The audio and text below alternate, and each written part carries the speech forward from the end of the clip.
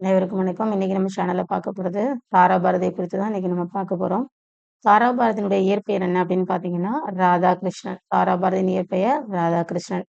அவருடைய சிறப்பு பெயர் என்ன அப்படின்னு பார்த்தோம்னா, கவிஞாயிறு. கவிஞாயிறு தாராபாரதியினுடைய சிறப்பு பெயர். தாராபாரதியினுடைய கவிதை ஆசான் யார் அப்படின்னா, பாரதியார் தான் அவருடைய கவிதை ஆசான். இவர் பிறப்பு எந்த வருஷம் பிறந்தார் அப்படின்னா, நம்ம சுதந்திரம் வாங்கின அதே வருஷம் 1947 மாதம் மட்டும் பிப்ரவரி 26. தாராபாரதியினுடைய ஊர் திருவண்ணாமலை மாவட்டம் குவளை அப்படிங்கிற ஊர்ல பிறந்தார். இவர் எழுச்சிமிக்க கவிதைகள் எழுதுவதில் வல்லவர். இவருக்கு நாவலாசிரியர் விருது கொடுத்திருக்காங்க. 34 வருஷம் இவர் ஆசிரியரா பணியாற்றினார். தேசிய உடுத்திய நூலாடை என தாராபாரதி குறிப்பிடும் நூல் திருக்குறள். தேசம் உடுத்திய நூலாடை என தாராபாரதி எந்த நூல் சொல்றார் அப்படின்னா திருக்குறள். வந்தது யாருக்கும் தெரியாது, நீ வாழ்ந்தது உலகம் அறியாது. இந்த வரிகள் இடம்பெற்றுள்ள பாடலை எழுதியவர் தாராபாரதி. விரல்கள் 10 மூலதனம் என்ற பாடலை எழுதியவரும் தாராபாரதி தான். பாரதம் அன்றைய நாற்றங்கால் எனும் இப்பாடல் தாராபாரதியின் கவிதைகள் எனும் தொகுப்பில் இடம்பெற்றுள்ளன. காளிதாசனுடைய தேனிசை பாடல்கள் எதிரொலிக்கும் இடம் காவேரி கரை. கலைக்கூடமாக காட்சி தருவது சிற்பக்கூடம். நூலாடை எனும் சொல்லை பிரித்தெழுத கிடைப்பது நூல் கூட்டல் ஆடை.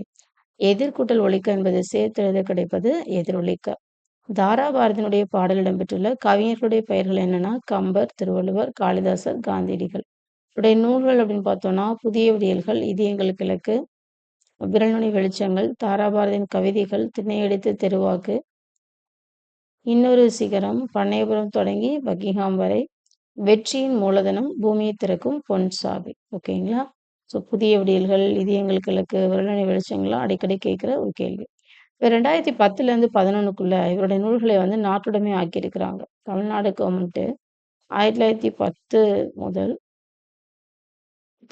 தமிழ்நாடு அரசு 2010 டு 2011ல் இவருடைய நூல்களை நாட்டுடைமை ஆக்கியிருக்கிறாங்க. தாராபாரதியுடைய பாடல்கள் மேற்கோள்கள் என்னெல்லாம் அப்படின்னு பார்த்தீங்கன்னா, பூமி பந்து என்ன விலை, உன் புகழை தந்து வாங்கும் விலை, எத்தனை உயரம் இமயமலை, அதில் இன்னொரு சிகரம் உனது தலை, திண்ணையை இடித்து தெருவாக்கு, உன் தெருவை மேலும் விரிவாக்கு, புல்லாய் பிறந்தேன் நான் என்று நீ புலம்ப வேண்டாம், நெல் கூட புல்லின் இனத்தை சேர்ந்ததுதான், அது பூமியின் பசியை போக்கவில்லையா அப்படின்னு சொல்லிட்டு சொல்றாரு.